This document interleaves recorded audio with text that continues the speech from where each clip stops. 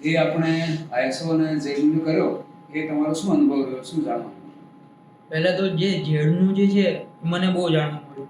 અને બીજું કે આઈએસઓની સિસ્ટમ પ્રમાણે જે મેં આ જે અહીંયા મેન્ટેન કર્યું સ્ટોકનું, એ મારા માટે બહુ બેનિફિટ થયો. કે મને જે સોફ્ટવેર થ્રુ ના મળ્યું એ પહેલાં આઈએસઓ થ્રુ મળ્યું.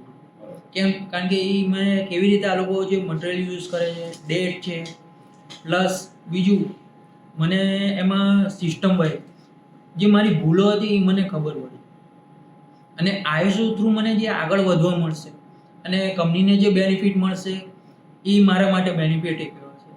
પ્લસ બીજું કંપનીનો ઇમ્પ્રુવમેન્ટ થશે એ મારા માટે ઇમ્પ્રુવમેન્ટ થશે.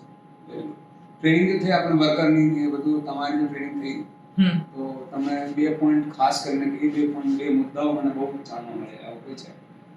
એક તો તમે સ્ટોરનું કીધું, બીજું આ જે ટ્રેનિંગ મળી એ લોકોને, તો એ લોકો આગળ વધશે. પહેલું તો એ આગળ વધશે તો શું થશે? તો કંપનીને એક ઇમ્પ્રુવમેન્ટ થશે. બરાબર છે. બીજું કંપનીનું ઇમ્પ્રુવમેન્ટ થશે તો એ જે બરાબર કીધું કે જો આગળ વધવાનું છે ને, ગુરુ આપણને શિષ્યને જ્ઞાન આપે છે અને જે જ્ઞાન આપે છે શિષ્યને તેનાથી શિષ્ય આગળ વધે છે અને એ આગળ વધે છે તેનાથી એનું ઇમ્પ્રુવમેન્ટ થાય, એને એક રસ્તો મળે છે. અમારા જો શશાંકભાઈને એ આવે છે, હર્ષિલભાઈને ટીમ આવે છે, મારા આદિત્યભાઈ, એમના વિશે તમારે શું કહું? હા, એમના વિશે એ કહું છું કે એ મને બહુ ખાસ સપોર્ટ આપે છે. પહેલો તો હું એ પોઈન્ટ એમનો કહીશ.